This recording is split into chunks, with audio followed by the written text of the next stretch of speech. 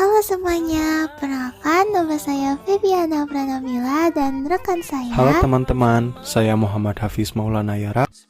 Kami dari kelompok 1D D4.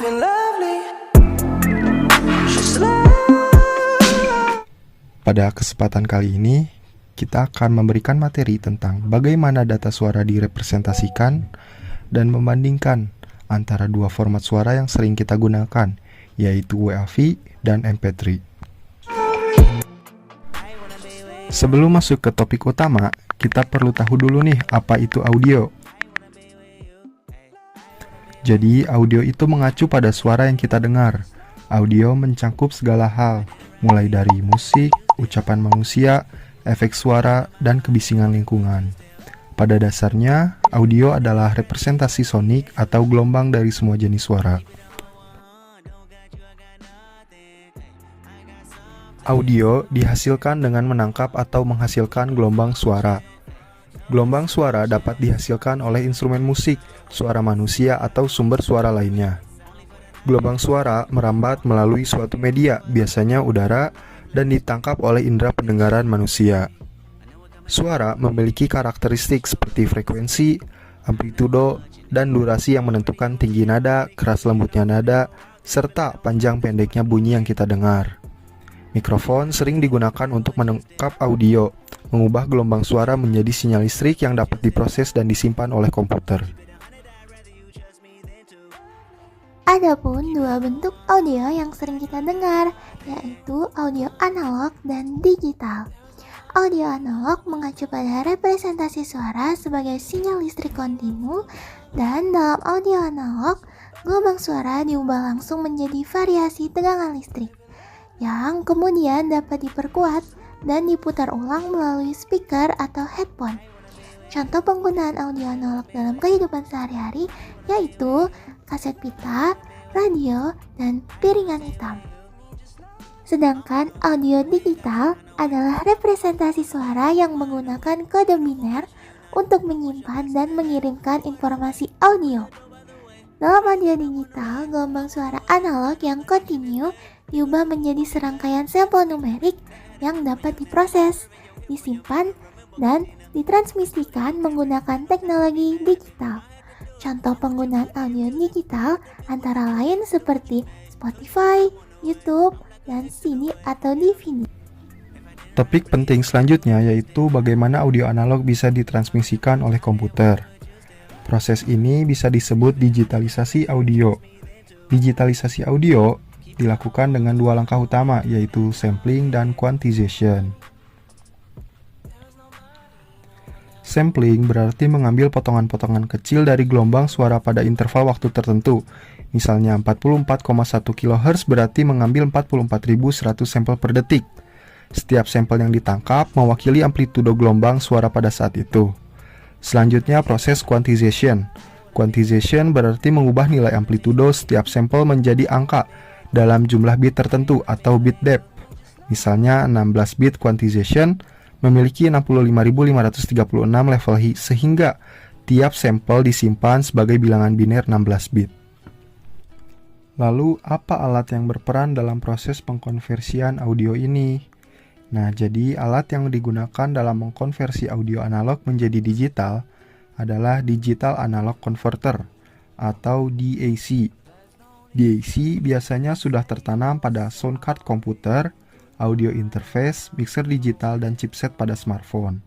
Dengan alat ini, suara akhirnya direpresentasikan dalam bentuk deretan angka biner yang dapat disimpan dan diproses oleh komputer.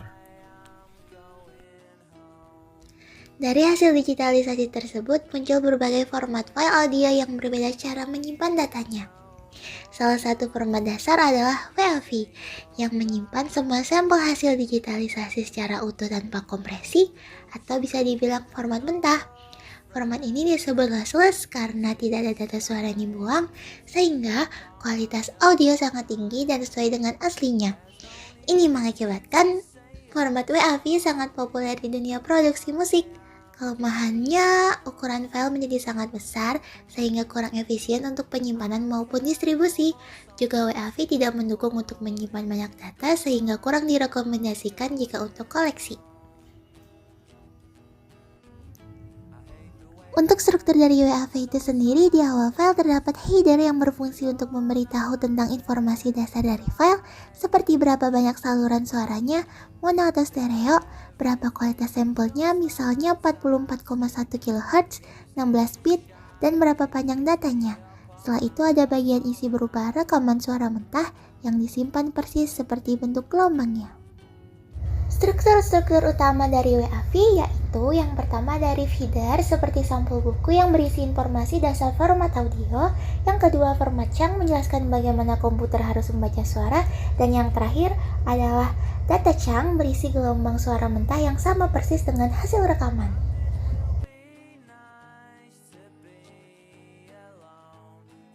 Sebaliknya, MP3 adalah format audio yang menggunakan kompresi lossy. Ada sebutan tersendiri untuk format file ini, yaitu si legenda kompresi. MP3 adalah format audio paling populer dan paling banyak digunakan oleh orang-orang karena ukurannya yang kecil. Ukuran yang kecil ini disebabkan karena ada data suara yang dihilangkan. Ini mengakibatkan kualitasnya lebih turun daripada WAV, namun efektif untuk distribusi, streaming, dan penggunaan sehari-hari.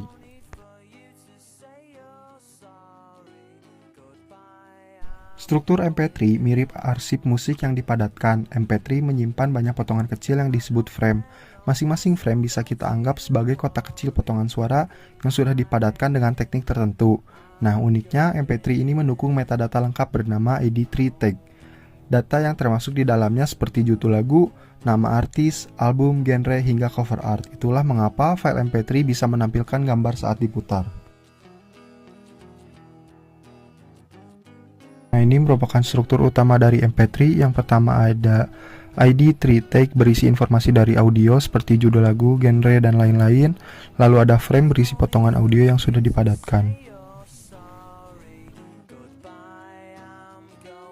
Perbandingan WAV dengan MP3 yaitu yang pertama dari format audio, WAV menggunakan teknik lossless sedangkan MP3 teknik lossy. Audio disimpan secara mentah pada WAV sedangkan MP3 hanya sampel suara. Yang ketiga, WAV lebih unggul dalam kualitas audio, dan terakhir ukuran file MP3 lebih efisien. Jadi, pemilihan format bergantung pada kebutuhan, apakah memprioritaskan kualitas yang maksimal untuk pengolahan audio atau kepraktisan untuk konsumsi sehari-hari. Pada implementasinya, WAV biasa digunakan untuk rekaman lagu atau film, sedangkan MP3 bisa kamu temukan saat kamu streaming musik. Jadi, dapat disimpulkan kalau WAV sering digunakan di belakang layar, sedangkan MP3 digunakan untuk konsumsi user. Dengan memahami perbedaan representasi data ini, kita bisa lebih bijak dalam memilih format audio sesuai konteks penggunaannya. Dari apa yang sudah kami sampaikan, dapat disimpulkan bahwa audio dapat direpresentasikan dalam bentuk analog maupun digital. Seperti yang teman-teman tahu juga bahwa format audio itu sangat banyak. Meskipun format audio itu sangat banyak, masing-masing mereka memiliki karakteristik dan peruntukannya masing-masing. Maka dari itu, setelah menonton video ini, seharusnya teman-teman memiliki pemahaman untuk memilih format audio mana yang cocok untuk kebutuhan teman-teman. Aduh, bingung nih, format audio apa ya yang cocok untuk tugasku?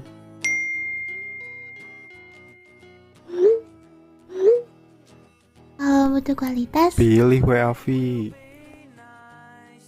terus yang lebih praktis, Pilih MP3. Sesuaikan Sesuaikan formatmu, formatmu, nikmati nikmati audionya. audionya. Terima kasih.